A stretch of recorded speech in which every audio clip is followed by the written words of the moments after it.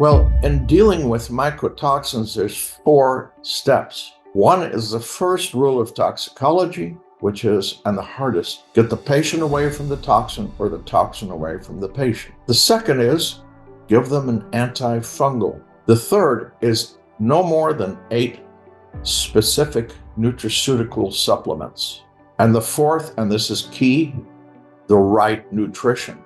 Part of what mycotoxins do is they stimulate mast cells to produce pro-inflammatory cytokines. It means that they cause these important immune cells to send out an email blast saying, cause inflammation. And if you don't have the correct nutrition, that mast cell activation will not decrease.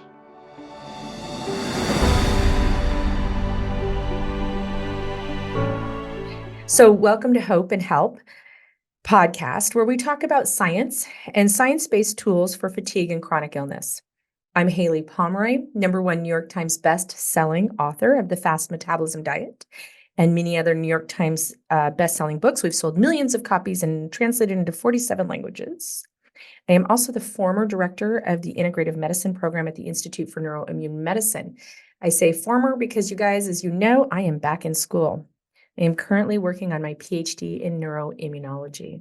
So guys, as you know, I'm constantly impressed with the brilliance that we get to bring to the table for our community and the topics that we get to cover, but it's rare that I'm nervous. And today I'm nervous because we have an individual that probably doesn't know how much of a mentor he's been in my educational quests, but definitely an inspiration in constantly looking for the why and the reason that people are dealing with so many chronic diseases and illnesses. So without geeking out any further, Dr. Andrew Campbell is going to be our guest today.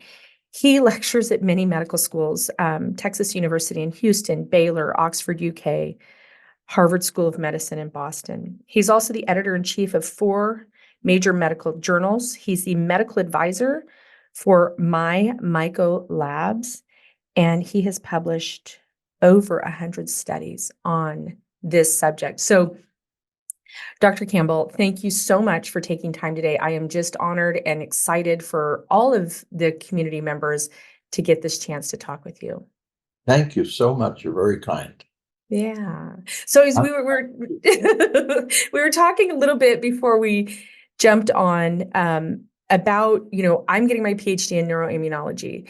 I just, my community knows, but I was planning on being a vet and had gotten into vet school, was in an alternate position waiting to start when I got really, really sick with an autoimmune disorder and almost died. One of the things that was happened during that process is I learned that I knew that I had been exposed to a lot of toxins.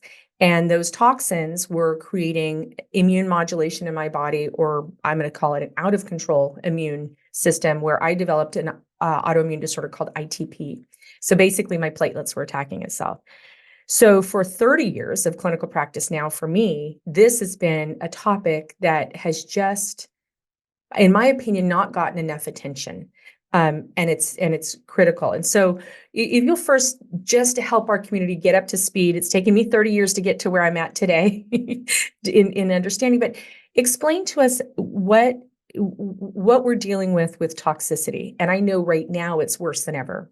And it's worse than ever because we've got climate change and we're reading about it every day in the world, floods, glaciers melting, all kinds of problems, cities being told you're going to be underwater. Well, not under all, but the water's encroaching on you, all these different things, and these huge storms coming. The problem there is that increases water intrusion into places we weren't used to seeing water. So we're talking about homes, houses, apartments, schools, all kinds of buildings, public and private buildings, etc. And all of these, once they go and there's just a tiny little puddle the size of your palm, there's a toxic soup that develops in that. And that toxic soup includes molds. Now, molds grow everywhere. They're outside. There's over 1 million species, but there's only a few that affect humans. and those are from indoor molds, indoor places. And when you have a plant, you put some seeds into a pot and some soil and water. Out comes this plant, and it gives seeds. Well, molds do the same thing. They start growing, and instead of seeds, they make spores. Now, your hair is 100 microns thick. Mold spores are 2 to 4 microns thick. What does that mean? That means when you breathe, it goes into the deepest parts of your sinuses and the deepest parts of the lungs, right into the alveoli, where they transfer into the blood and then travel anywhere in the body. The other part is that mycotoxins are 0.1 microns, the same size as a COVID virus. And they are attached to the spores like a key on a key ring. So here comes these spores that you're breathing in, and they're carrying mycotoxins. Toxins are only molecules. I love what you just said, but I just want to punctuate that for our community. So when we talk about mycotoxins, it's not the physical mold spore itself. It's toxins attached to the mold spores? It's called, in medicine, a secondary metabolite, but it's attached to a spore. Okay. So go ahead. No, are they created at the same time as the spore, or are they? Yes. They're developed during it. Okay, I'm going to take 10 steps back for a second because I'm going down the rabbit hole. I have a million questions to ask, but can I first help our community?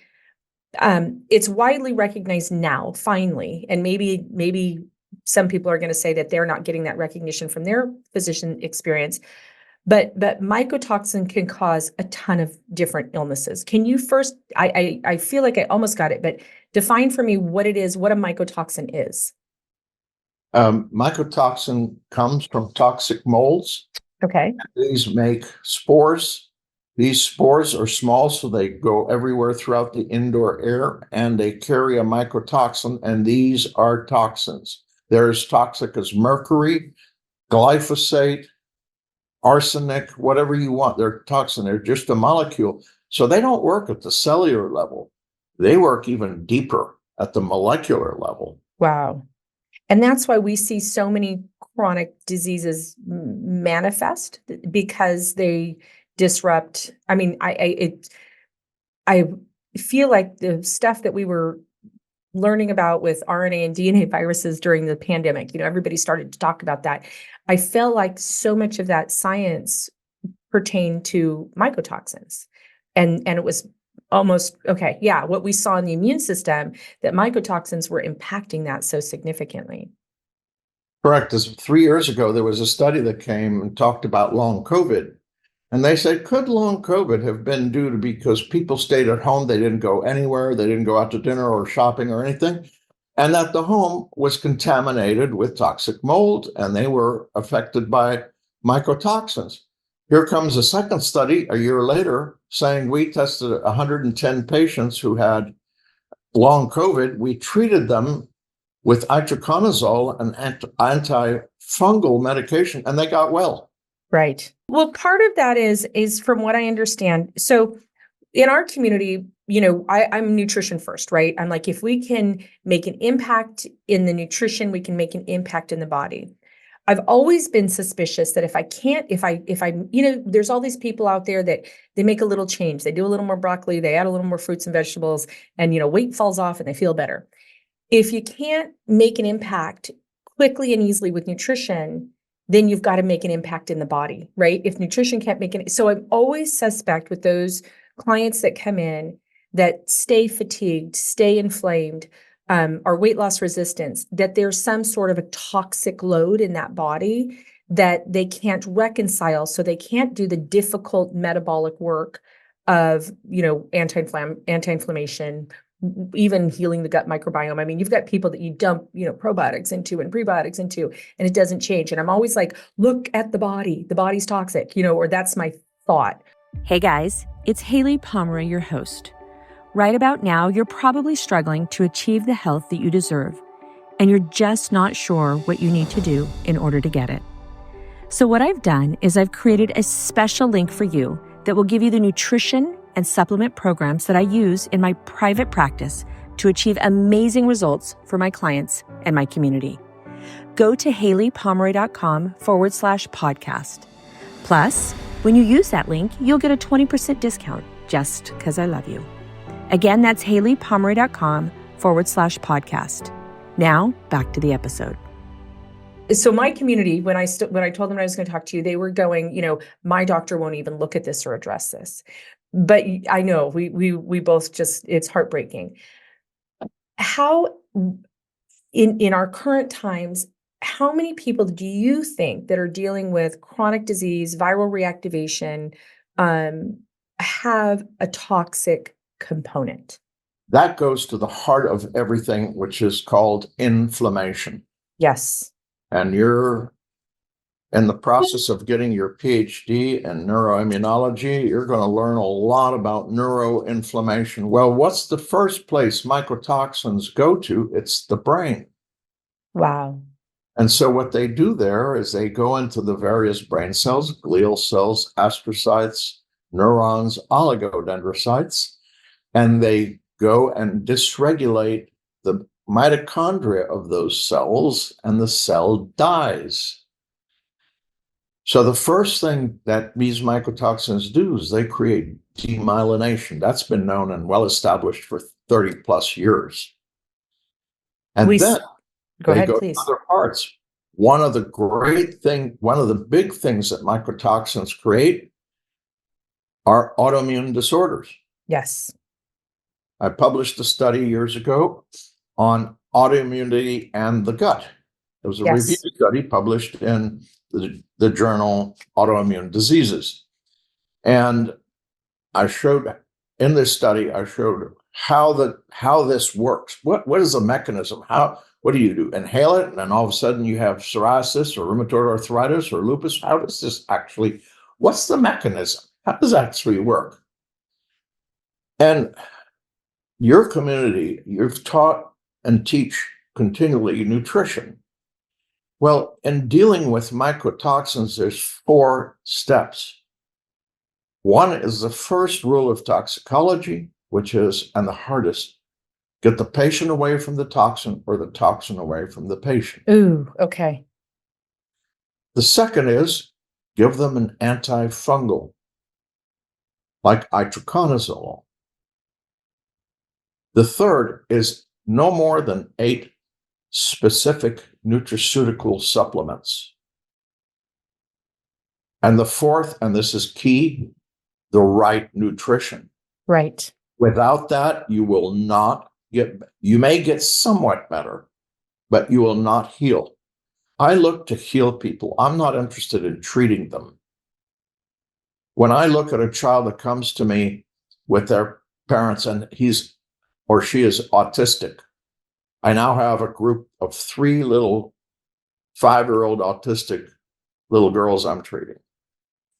You have to include that nutrition. Yes. Part of what mycotoxins do is they stimulate mast cells to produce pro-inflammatory cytokines. Without getting into complicated terms, immunologic terms, it means that they cause these important immune cells to send out an email blast saying, cause inflammation. And if you don't have the correct nutrition, that mast cell activation will not decrease. I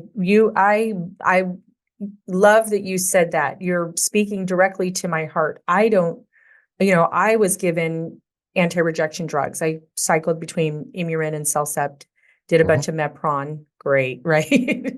And 60 to 80 milligrams of prednisone when I got really, really sick. And I had to change the trajectory of my professional career and my health. Yeah. Nutrition saved my life for me, right? I was lucky enough to find a hematological oncologist that would support me in focusing on nutrition and nutraceuticals and natural therapies and antifungals and those types of things. I love that you brought up cytokines and mast cells in the immune system. how does someone, so how do we, I'm going to talk from a patient advocacy perspective. How does someone find someone that's going to address this massive aspect of health? So we certify health nutrition coaches, right? And I'm like, and I was at the International Conference of Autoimmune Disorders, and doc after doc after doc after doc said, I don't care what drugs on the market, if you don't address nutrition, you're not going to heal the patient, period. And I was like, yes, yes, yes. And then everybody goes back and says, well, now how do I find somebody that can help me with nutrition? Because nutrition is about, right now, there's some bizarre, don't eat less, move more. It's nutrients that facilitate detoxification. Okay, so you were in Slovenia at the conference? I was. Oh my gosh. I almost went. I was this going and I had to cancel due to a group of patients that I needed to see. These were all children. So I always help people. And although I was slotted, I had 2 lectures. I know. I know. So, well, it was phenomenal. And there, we'll be in Prague in 2 years and Venice in 2005. So I hope to see you there. Yes, I'll see you there for sure. But we came back to the States and I was traveling with a couple docs and myself, and we just said because we do mast cell activation, we do chronic fatigue, we do myalgic encephalomyelitis, chronic fatigue in our clinic, we do lots of viral reactivation. People are coming in and they're 20 doctors and 10 years in before they're getting adequate diagnostics over and over and over again. So right. Yeah, but is it teaching the new medical students? I don't teach students. I teach only faculty. Yes. So, and this is during the summer when the students are doing other things or right. gone. I will tell you that the mycotoxins will reactivate EBV, CMV, HHSV6. And because of cross-reactivity, especially with a couple of labs tests for Lyme, they will light up the Lyme, but it won't be, it's the cross-reactivity, so you don't actually have Lyme. But your tests come out as positive. And is that why sometimes we see positive Lyme tests change with the pathogens? So there'll be Ehrlichia positive or Babesia positive, or this is what happened with my daughter. Yeah. That's okay. I will tell you that the 2 major labs, I don't want to mention any names here. I will mention this name. Immunosciences Laboratory in Los Angeles is the only laboratory with a patented Lyme test in the United States. Right. So it's the #1 lab to check with. The other 2 I would not use. But anyway, right. in the issue of what you mentioned, all these patients who've gone from doctor to doctor to doctor, who've had tests and tests, who've taken medications, supplements, and whatnot, nothing has really helped them feel back to where they were.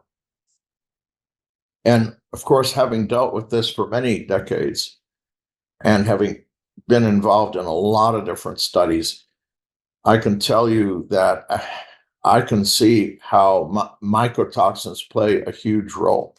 I have photographs of patients who came to see me, and I took pictures of them before and after mast cell activation, psoriasis, rheumatoid arthritis with psoriasis. And if you want, I can show you them. If you want to click it, allow me to. I will have you back, and we will go over. No, because I'm always hoping that we can go into some really in-depth conversation. What I'd love to do is have our community, watch this and ask the questions, because it is a science that is, I don't know how else to put it, but in my opinion, so I've been in clinical practice, right? 30 years at helping individuals unravel complex health issues. And fortunately worked with a lot of the docs that you work with and a lot of the clinics and stuff as well. But when they miss this, and that's why I wanted our community to really make sure that this is not a stone left unturned, and the toxicity piece of it, there are other types of toxins besides mycotoxins that you believe should be tested for, correct? Correct. Can you help me with some of those? Well, several come to my mind. First of all, there's a big group of women who have breast implant illness. Yes. We know that that's caused because of two things. And I have 23 studies on breast implants. One is that breast implants, the process for making the shell, whether it's a silicone or saline implant, uses platinum. It's a heavy metal. Right. Right. People take fish oil without really paying much attention. They pick it off the shelf somewhere. Yeah. They don't realize that big fish contain mercury. The bigger the fish, the more the mercury. Right. And then they go eat tuna sushi and all these other things, raw fish with mercury in them.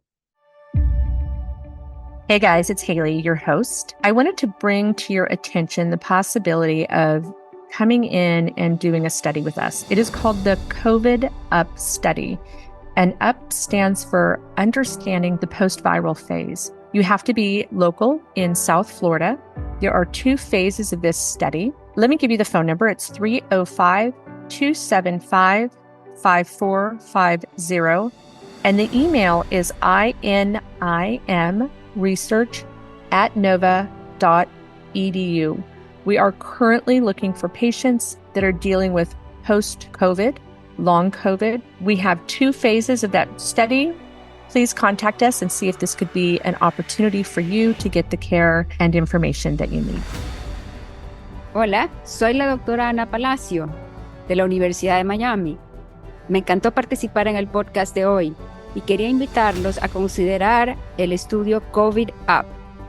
Este estudio está tratando de determinar por qué las personas no mejoran después de COVID. Si les interesa saber más de este estudio, por favor llamen al número 305-275-5450 o pueden escribir al email INIMresearch@nova.edu. Les agradezco mucho su interés y los vemos la próxima vez. For a chunk of time, I worked in the fertility space. I worked with a lot of the docs in LA, in New York, in Vegas, helping obviously prepare their patients for positive fertility treatments. And one of the things, and I really feel like people thought in the beginning I was just, I don't know, a little off the beaten path. But I was like, get them off fish oil. Get them off fish oil. Besides, it can be back converted into a pro-inflammatory catalyst, right? So I'm a big, with not only the toxicity perspective, but with, fertility and pregnancy and periods and hormones, menopause.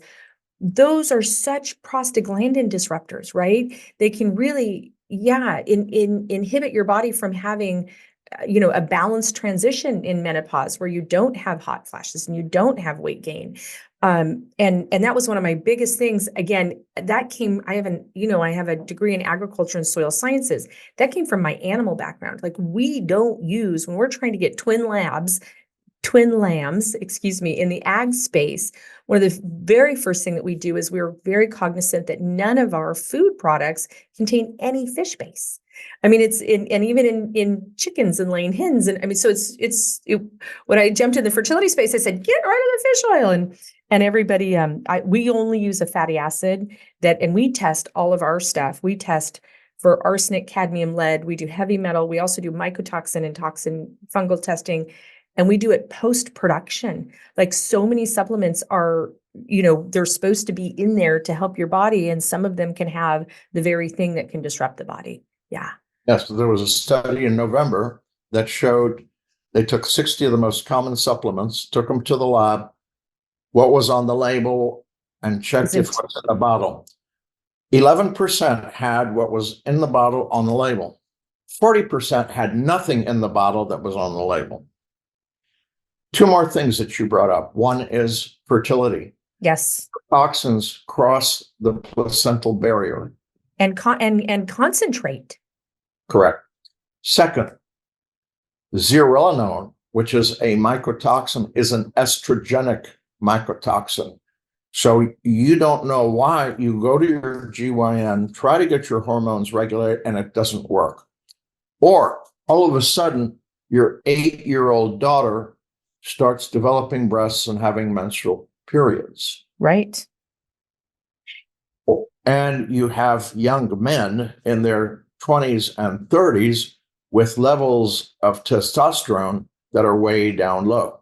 I've been seeing tons of that. I've been seeing 32-year-olds with a 95 testosterone and a little ag trick, which is not, but old time in farming aspects of raising beef. One of the ways that you can get beef to be more marbled, and this is, I don't know if I'm going to spill the beans on somebody here. Everybody's going to get beef more marbled, we will give male steers, right? Castrated beef, estrogen. A lot of the companies that don't use hormones will use the mold that you said to stimulate an estrogen-like effect. Consider them an organic beef, and they're feeding the cattle mycotoxins so that they become estrogenic, gain weight faster, and have more marbling. I mean, and people say, well, I don't care, it's a cow, I don't care if it has a neurotoxin, it has inflammation. Actually, inflammation makes it gain weight faster. We're consuming that. Not only, okay, cook it, I've had tons of debate about this, cook it, but all the proteins that and the coating of that is still of detriment to our body. Bringing it back to my old Aggie roots, I raise cattle too. And it's a little trick that some cattle producers do.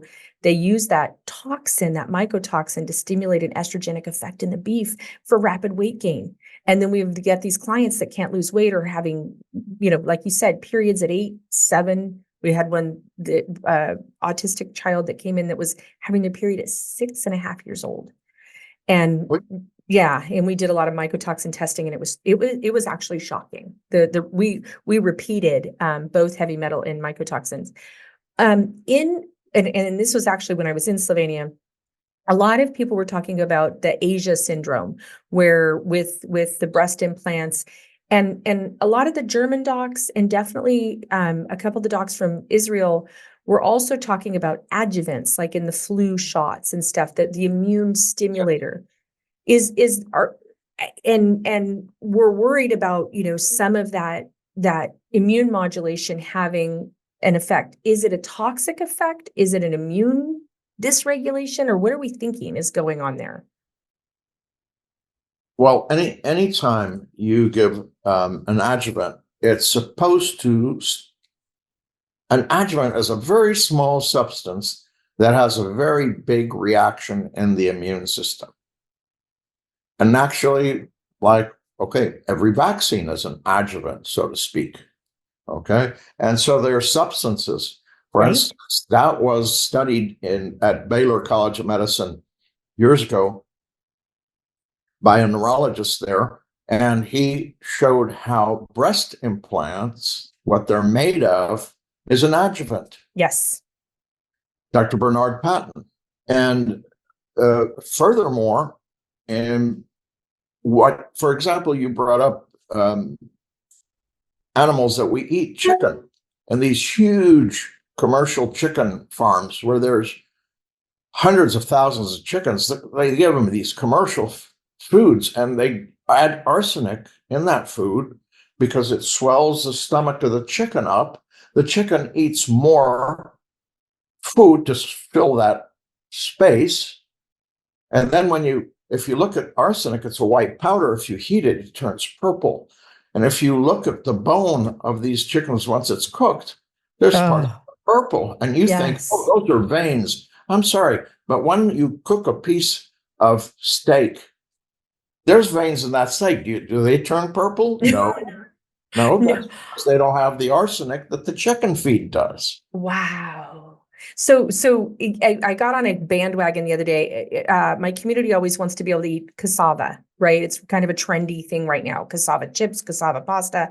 And I was like, you guys, it's got a very, very high propensity towards arsenic. It's got a very, very high, and people, I've probably been on the cassava kick. Not that everything's bad, but I just say, we've got to really be careful.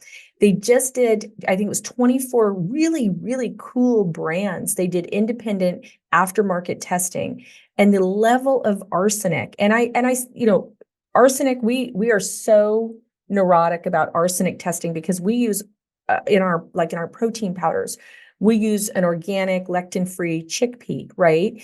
And organic kale and organic spinach. And those can have a propensity for arsenic. People don't realize that natural things can have a propensity for arsenic. So you got this supplement company that has, 10, we have 27 nutrients in one product. You buy the raw ingredient and it's the level of arsenic's fine. You blend it and suddenly you're 27 times outside of legal limits. Legal limits should be 0, quite frankly. But yeah, so you have to make sure that you have that independent, not your own company, third-party testing on that same piece that I was, talking in our community the other day is, like you said, in the chicken industry, they do it to grow the stomach and increase weight gain. And so people sometimes will take a protein powder and they'll say, I'm starving afterwards. I'm hungry afterwards. I want to eat more. I'm not saying that for sure it has arsenic in it, but I'm just saying, don't be one of those, industrial raised human beings or chickens, right? That these toxins are actually a catalyst for weight gain and cardiovascular inflammation. And they are, it's not necessarily, your body's doing the very best that it can under these conditions, guys. But is what's in the body and what's being put in the body a catalyst for disease? And we need to look really, really carefully at that. Very, very careful. Even in products such as ham, pork chops, etc., all of these, what they call hogs in the industry. Yep. All the pigs, about 7 to 10 days before they're sacrificed, they're given an injection of a substance known as Ractopamine. Now, interestingly, it's to protect us as consumers, right? Please tell. I'm so happy you're telling about this. Please tell us. Ractopamine is banned everywhere in the world except for 2 countries, United States and Mexico. Right. What it does is it takes the fat and transforms it into more meat so that the slices of bacon in the packaging look more meaty and less fat. And same for ham and all these other products that come from that kind of meat. But it's an alpha-adrenergic blocker, which means it's going to affect you. And it's going to affect your heart, your circulation, and it's toxic. Right. The toxic chemical. And what you said before is absolutely good. How much toxin is okay to have? 0. Right. It's not meant to be in our body. I'm going to throw a little ag twist on that injection. So there was a crisis in the pork industry, and it was called PSE, pale, soft, and exudative. So a particular breed, genetic remodeling of pig for rapid weight gain, and they were looking actually at the time to increase the backstrap fat on a pig. And all these pigs started losing their water binding capacity, and they were trying. So the pigs looked watery, greasy after processing, and a lot of fat, right? And so that drug was allowed to be used as part of the healing. We'll call it with quotation marks, as part of the fixing of the processing. But like you said, it's Mexico and the US. And it is, you read about that drug and the neurotoxicity effect, especially on our little kids and on our developing fetuses and babies, that one alone is shocking. How does a person communicate? So for me, when I was diagnosed with an autoimmune disorder, I will tell you, anti-rejection drugs and 60 to 80 milligrams of prednisone is awesome. I felt amazing when I first was on that drug. I dedicated FoodRx to, I say, the first love of my life, which was prednisone. I mean, it let me because, with an autoimmune disorder, you feel awful. That drug was amazing. It almost killed me, right? Which forced me to the true love of my life, which is healing of the body, nutrition, nutrients, the mitochondria, like my I always say mitochondria is my true love. Protein, denaturing, all of that I just geek out about. In my situation, I was forced. I was, going to lose my right kidney, going to have a splenectomy, going to start on IV chemotherapeutics. I was forced to really dig down and change the trajectory of my health and wellness. My goal is to shorten the gap of the hell I went through to the victory I'm in today, is to shorten that gap for people that are out there struggling, period. If I don't do anything else every day, that's my touchstone. How can someone start to communicate with their practitioner? They're not feeling good. They're going into the office. They don't see a carpet of mold in their, like my parents, some stuff was going on with my dad. We started digging through the house and, oh my God, what we found was shocking. And then we had mold testing done, all of that stuff. But how does someone communicate with their practitioner? What do we do to help people? How can I help people? That is a problem. And I've talked to many, many of my colleagues because I lecture all over the planet. And I tell them, what is you heard my lecture. Why don't you use it? Why don't you learn from it? He says, I've tried it, and people come in and they bring this huge sheaf of papers. And they say, okay, I downloaded this from the internet, and this is the program by this doctor or that doctor, and I want you to follow this. And they say, I'm so sorry. I'm not going to follow who somebody said on the internet. Right. What are their credentials? They call themselves doctors. Really, where did you and so forth. So they finally say, I'm not dealing with this. And that is hugely unfortunate because there's a bunch of people. I get about 5 to 10 emails a day from people who says, I was on this method and I was on that method for 3 years, 4 years. I spent $50,000. I spent over $100,000 and I'm still sick. What do I do? I'm now almost broke. And unfortunately, there's a lot of that all over and Dr. Google. Yeah. If you were to say, like you had mentioned certain supplementation that was supportive for the detoxification process in the body, do you have some, what we call, superheroes? Any ones that you go, gosh, if you're looking or assessing, or you have a toxic body, or you've been diagnosed with a toxicity issue, these are a few, 3 or 4 of my favorite things, or things that I've seen over the years make an impact, because there's a lot out there. Oh, and everybody's making, if you watch this program, at the end, you'll have a 20% discount for my products that I sell out of my office. Yeah. Okay. I've seen. and maybe we'll always stay a small company, but the other thing too is like what's in the bottle. The 90% of the time it's an epic success for marketing, a fail for your health. The bottle costs more than the nutrients. It's just heartbreaking. Yeah. So one other thing, as a matter of fact, my website says I don't sell anything on this website. I only educate. So the key ones I will tell you. One is vitamin D3. Yep. 5,000 IUs. That's all you need. I mean, and as I do, all the different studies that show the benefits of vitamin D3 supplementation and how I'd say in 1% of my patients, I see normal levels. Right. The rest are all deficient. And what's a normal level? Between 50 and 80. Right. Depending on the person's size, weight, etc. Second is magnesium. But I wrote an article on magnesium, published an article on that years ago. But the issue is people don't know there's 6 types. Right.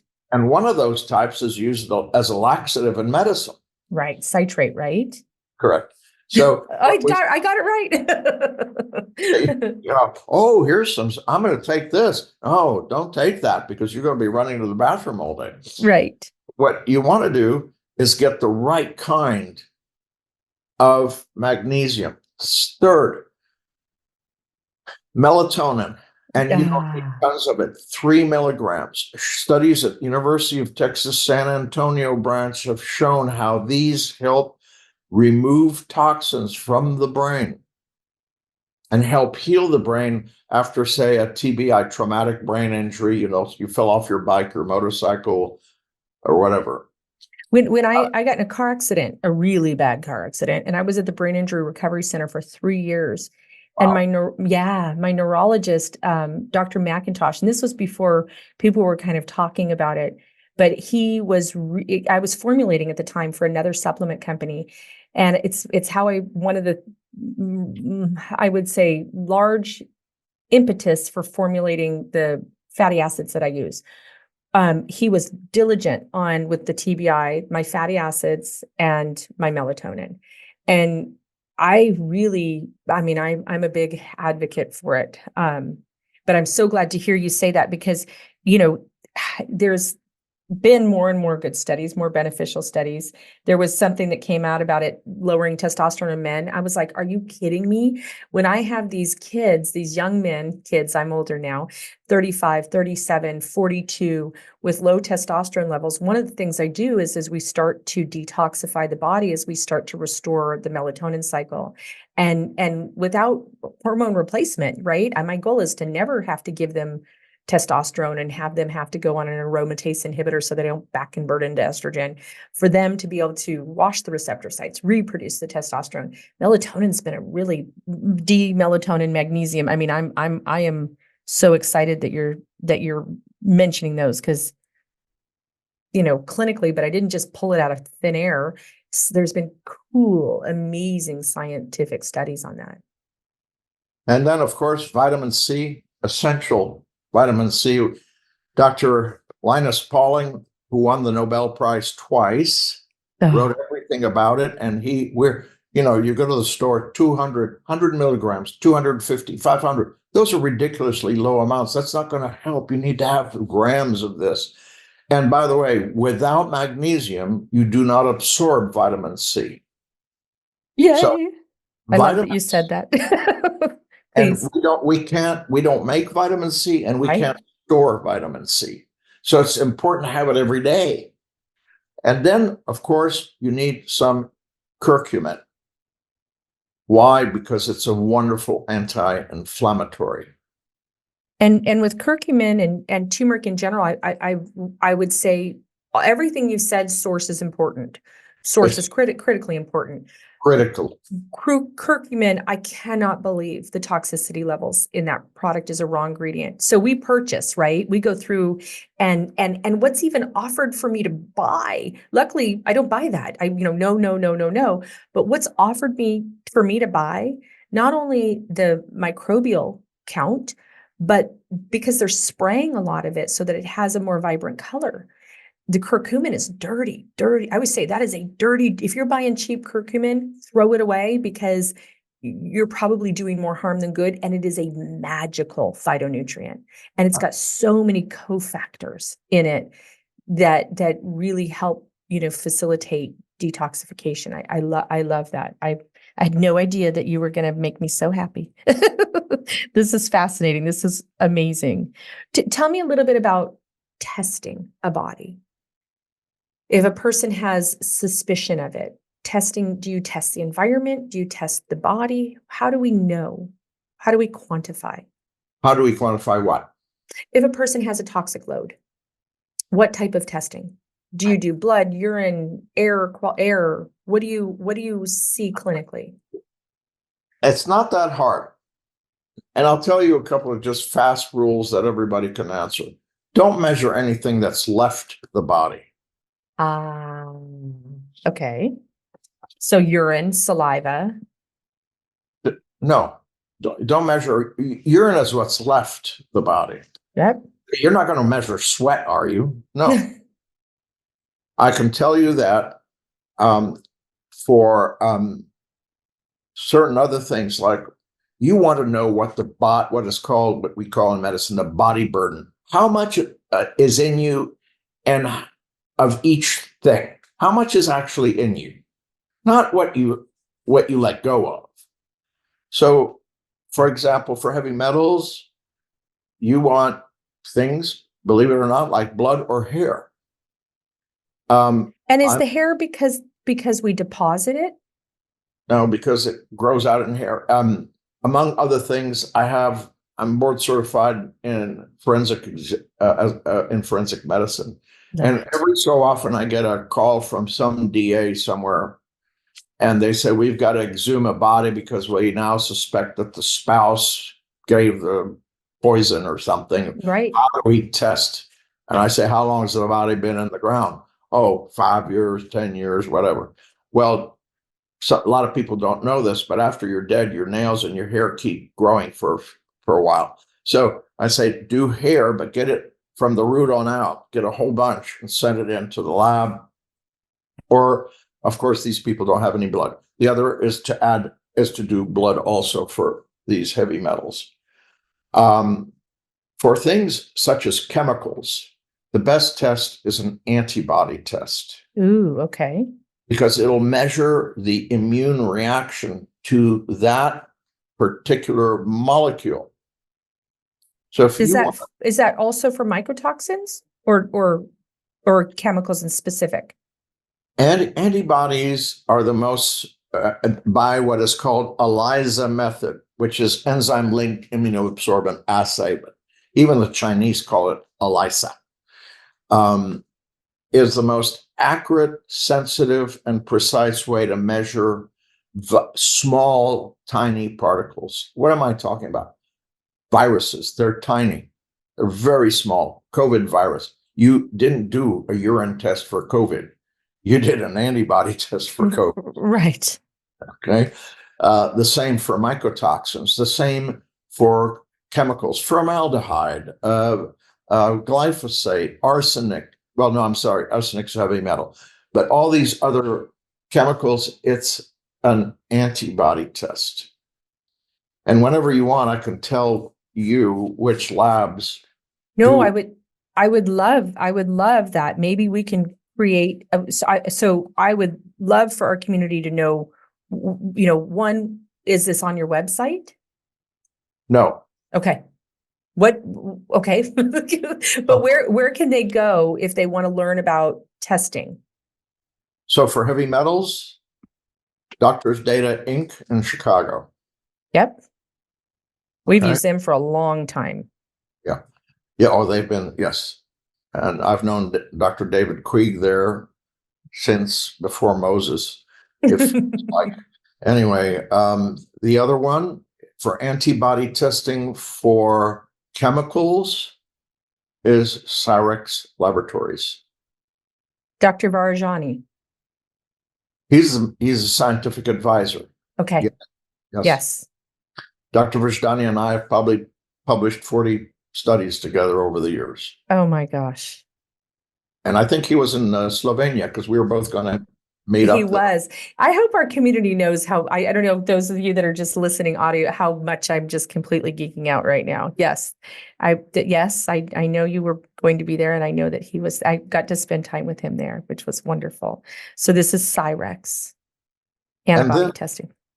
As I mentioned, if you want a good testing for viruses, use immunosciences and also for Lyme. And they're out of LA, right? I'm sorry? They're out of Los Angeles? Yes, they are. Okay. And what about molds? Measuring molds, whether they're toxic or not, is not really helpful. Why? Let me explain it. In microbiology, you have 4 pathogens: viruses, bacteria, pathogenic fungi, and parasites. If you have an IgG response, that means that sometime in your life you were infected with this. Right. So if you have a positive test for some mold, it could have been because in your teen years you went to summer camp and stayed in a cabin that had mold in it. You don't know. It doesn't say when. It just says sometime in the last however long you've lived. If toxins, as I mentioned before, are molecules. Now, molecules are not in the body unless they get into the body. So unless you eat the wrong food, the wrong nutrition, or breathe the wrong type of air, yes, you're downstairs, they're painting your kitchen cabinets, and you're there all day inhaling those fumes. Those are going to go inside you as molecules. Those tiny particles are studied by antibodies. So for mycotoxins, it's my Myco lab. And how many different mycotoxins does that test? 14. It's the Ooh, only one on the planet that tests 14. And it tests for IgG, which shows if you have a toxic reaction and tells you how much you have in your body. And then you get IgE, which is the mast cell activation. and And and how the much? and does that have a strong inflammatory component too? All toxins are Okay. really inflammatory because that's how we get diseases. That's how we get Alzheimer's, autism, infertility, Hashimoto's thyroiditis. I'd say about 2/3 of the women with Hashimoto's thyroiditis that I test for have mycotoxins. You treat the mycotoxins, their Hashimoto's goes away. Right.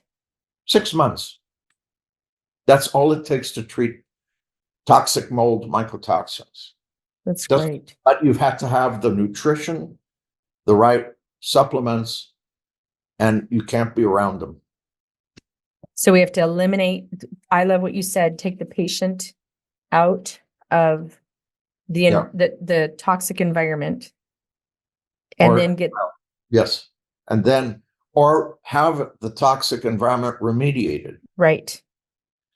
Unfortunately, like places up north where everybody has a basement, which is underground, which weeps, Yes. weeping, there's going to be mold all the time there. It's very hard to get rid of it. Can you go through with me, what are the most common symptoms that you see with a toxic body? Number one, fatigue. Okay. We're not talking tired. We're talking about debilitating fatigue. You go to bed tired, you wake up tired. So not restorative. Sleep without non-restorative. Got it. It affects your daily living, your work, etc. Then the next is the brain. Short-term memory loss, brain fog, sleep disturbance. Tip of the tongue. You know what word you want to say. It's right on the tip of your tongue, but you can't get it out. Problems with balance. You used to go up and down the stairs. Now you have to hold the handrails because you think you might fall or things of that nature. Mood swings. Everybody has good days. And Right. these are all day long. Issues with anxiety and depression. One of the major medical schools chairman of the Department of Psychiatry sends the test to my microlab on his patients that don't respond to anti-anxiety medication or to antidepressants. Don't And you then- wish they would do that first, though? Well, first he tries he's a psychiatrist. He's been doing I Chairman know. but- He's a wonderful person, wonderful man. That's good. He tries first that because it's cheaper. Right.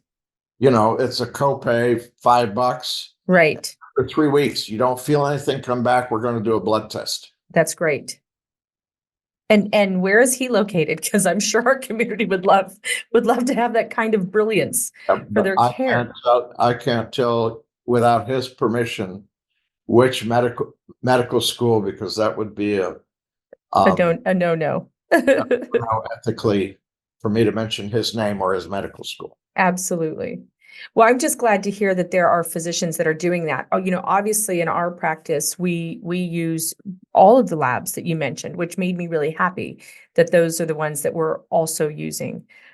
Because, we want to do, just like you had said in the very beginning, we don't want to just treat patients. Our goal is to get patients well and as healthy as they can possibly be and living the most vibrant life that they can be. That brings me to the question is, how would our community find doctors that do this kind of testing? Is there some sort of like a resource, or they sign up for stuff? I mean, right now, functional medicine and integrative medicine and, hopefully all of medicine, right? It just blows my mind that what we consider Western or traditional medicine, we need to look at what's impacting the body. We can identify the body in a disease state sometimes, right? We've now got more autoimmune markers than ever that can delineate between Sjogren's or Hashimoto's thyroiditis or ITP or whatever. We can differentiate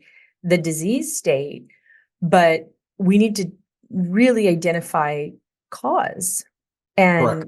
And Number one, okay. identify the cause, remove the cause, repair the damage, and the patient is healed. Right. So what you can do, there's, first of all, I teach people, and I mean, I tell you what doctor in New Zealand, Cambodia, Dubai, Czechoslovakia, France, United Kingdom, Panama, you name the country, I can direct you to a doctor because anytime anyone does a test, they get to talk to me. And I speak several languages because I grew up and was educated in Europe. So, it's easy, this way in France, this way is Germany, this way in Italy, and you speak all these languages. And plus I speak several other ones that are kind of unusual, but it's nice. Good. I'm heading to Vienna, Austria. So I'm hoping to shadow some immunologists over there. Vienna, Budapest. Yes. Prague. What do we do in the United States? How do we find a doc that's going to look at the United States? First of all, if you're just Mr. or Mrs. Jones, you can order the test. You can? It doesn't have to be doctor guided? No. Oh. And so you order the test, and then when you order the test, they send you a kit and they send you where to find a phlebotomist to draw the blood, spin it down, and send it back. It comes with a prepaid envelope and all that, and you send it back to the lab. Then they analyze it. Then you get the test results, and then if you want, you can say, I don't understand this. What does this mean? I want to talk to Dr. Campbell, and then they set up a time to speak to me. Okay, that's very exciting. How do they do that? What's the website? They get MyColab. MyMycolab.com. Okay, that's awesome. What I'd love to do is, if you're open to it, I would love to have you come back on. I would love to have some of our, nobody heard that, but he said, of course, Haylie. Yes. That's the way I took the expression. I'd love to look at some of these labs together. If that would be something that we could do, that'd be so fun to look at some cases. Okay, great. And I think that'd really help our community. And those of you that, are really looking to see and figure out some of the root causes. If you're stuck, if the scale's not moving, a couple things. Don't you dare not double down on your nutrition today. Don't you dare not be diligent about where you're sourcing supplementation from. Supplements are important, but remember, guys, it's just as important as what's in them and where they came from as what it is that you're taking. Cannot tell you. I've formulated many companies, many a times, and sometimes, a lot of times, most of the time, the bottle's more expensive than the raw ingredient. But the other thing is looking at root cause. And, we just went through this in our family. I've shared with a lot of you guys kind of some of the health things that have been going on with my daughter. And it was really phenomenal, really insightful. And Dr. Campbell, I'm going to call and talk to you about that. I'm so excited to have that one-on-one with you. But I'd love for you to come back. You guys, you're going to have questions after this podcast. Post them below. Ask us anything. Ask me anything. I'm really good about saying, I don't know. But I'm also great about asking brilliant people like Dr. Campbell to come in and talk to you guys, because it's all about getting this information accessible to you. Keep looking from your health journey. And Dr. Campbell, what would you say to those people out there right now in our community that are struggling and maybe they've had a diagnosis of ME/CFS, maybe like myself, autoimmune, like my daughter ended up in the hospital at UCLA with viral activation. She's had CMV and, EBV, IgM positive now for a second time, and it's Babesia, they say. But it turns out that she's got, some toxicity issues that are doing viral mimicking and antibody mimicking. And if we didn't have people like you in our world, we just wouldn't have been able to get the answers that we're getting. So what would you say to people out there that are struggling right now? One thing I would tell them is don't lose hope, because there is a way out. And you say, well, what is that way out? Well, here we are. You have two people that you're watching that can help you. So find the real help. Don't go to some whatever on Dr. Google who says and makes all kinds of promises. No, go to real healers, like this wonderful lady, and like there are several, and we have many doctors that I've trained all over the planet that can really help you wherever you live, wherever you are. It doesn't matter if you're in, I don't know, Illinois or Arizona or wherever. There's people that really know what they're doing that can help you. And I'm going to add, if people don't believe your reality is real, and if people aren't info-seekers personally as practitioners, just walk away, because there's a lot of people out here that are working every day diligently to try and find solutions to the complexity that you've found yourself in. Dr. Campbell, I can't thank you enough. This is a personal dream of mine. To heck with the podcast. I'm fulfilled and joyful today, and I'm so happy to finally get to meet you. And I really look forward to doing more work together and bringing you into our community. There are hundreds of thousands of people that watch this show that are going to be better because you took time. So I really, really appreciate it. You're always very welcome. Okay, we'll talk soon.